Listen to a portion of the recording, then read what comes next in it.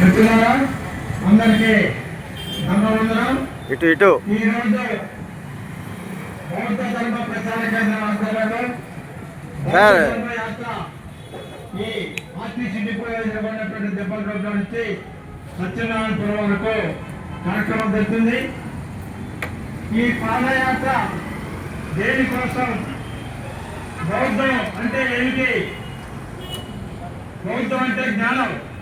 జ్ఞానానికి సంబంధించి ప్రతి వాళ్ళకి తెలుసు కదా, అందరికీ మెదడు ఉంటుంది, అందరూ మనుషులే. కానీ జ్ఞానపరంగా మనం వ్యవహరిస్తున్నామా లేదా అనేది సమస్య. జ్ఞానపరంగా అంటే ఇన్ని రకాల అసమానతలు ఎత్తుకున్నాయి, కులాలు ఎత్తుకున్నాయి, మతాలు ఎత్తుకున్నాయి. కొంతమంది దగ్గర కోట్ల రూపాయల ఆస్తులు ఉన్నాయి, కొంతమంది రోడ్డు పక్కనే బతుకుతున్నారు. ఈ అసమానతల సమాజం మారాలంటే జ్ఞానబద్ధంగా మానవీయంగా బతకాలి. దీన్ని బోధించాడు 2600 సంవత్సరాల క్రితం గౌతమ బుద్ధుడు. ధర్మాన్ని ప్రతిపాదించాడు. ఆ ధర్మాన్ని అశోక చక్రవర్తి 2300 సంవత్సరాల క్రితం పరిపాలించాడు. దానినే భారత రాజ్యాంగంలో పొందుపరిచాం.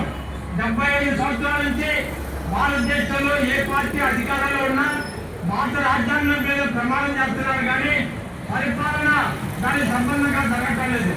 ఎందుకంటే సంపదలందరూ బడ్జెట్లో పెట్టిన కోట్ల రూపాయల ఆస్తులందరూ అందరికీ ఇవ్వాలి, కానీ కొంతమందిగా వస్తున్నాయి. ఎమ్మెల్యేలు, ఎంపీలు, ప్రధానమంత్రి, ముఖ్యమంత్రులు 100 కోట్లు 1000 కోట్లు వాళ్ళకి వస్తున్నాయి.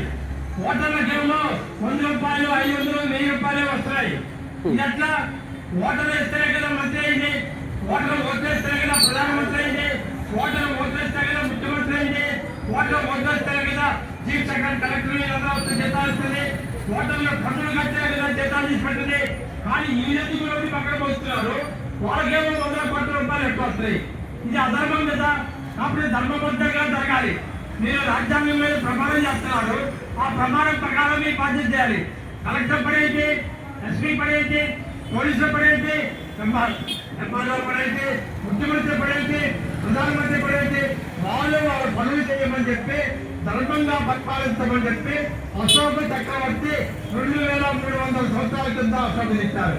దానికోసమే ఈ రోజు మన జాతీయ జెండా 3 రంగుల జెండా, దాంట్లో చక్రం ఉంటుంది, 24 రేకులతో అశోక చక్రం ఉంటుంది. ఆ అశోక చక్రంలో ఉంటే రాజ్యాంగం, దాని ప్రకారం పరిపాలిస్తున్నాడు. జెండా మనకు ఊపుతున్నారు, జెండా చూసి మన జెండా అని మనం అనుకుంటున్నాం. పిల్లలకి ఎవరు జాకెట్ ఇస్తారు, వాళ్ళు కోట్లు ఆస్తులు సంపాదించి పెట్టారు. కాబట్టి ఈ రకమైనటువంటి పరిస్థితిగా మారాలి, ధర్మంగా జరగాలి. ఈరోజు ప్రపంచవ్యాప్తంగా యుద్ధాలు జరుగుతున్నాయి, జనం చచ్చిపోతున్నారు, పిల్లలకి తిండి లేదు, పాలు లేవు.